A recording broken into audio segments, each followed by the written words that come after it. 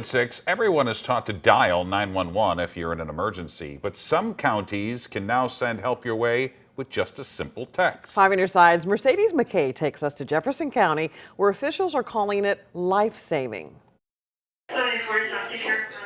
Inside a 911 dispatch center, noises like this can be heard often. Yeah, he's been around for 15 minutes. But a new tool could make all the difference without saying a word. It's definitely life-saving, without a doubt. The Jefferson County 911 Dispatch Center has been doing it for a few years now. We've got a number of hearing impaired people in Jefferson County. But new technology and computer upgrades are expanding the service. In the last couple of months, we've started working with AT&T to provide their subscribers with the ability to text us. Right now, only Jefferson County, St. Charles County, and St. Louis County have the ability for text to 911. But officials tell me this is just the beginning of the future. It's part of Next Gen 911. We're just trying to always stay on the kind of the cutting edge as technology changes. Change that has the ability to save even more lives. If they can't call 911 because of, their house is being burglarized and they're hiding in a closet, or you're in a domestic dispute, or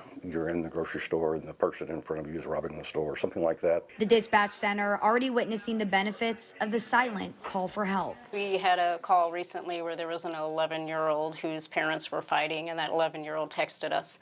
So we were able to get help out there without endangering the child. But they want to remind everyone, while they're always just a click of a button away, We want to provide the best service possible to our citizens. it's important to call if you can and text if you can't. What we really don't want is people texting 911 just because it's more convenient for them. In Jefferson County, Mercedes McKay, 5 on your side.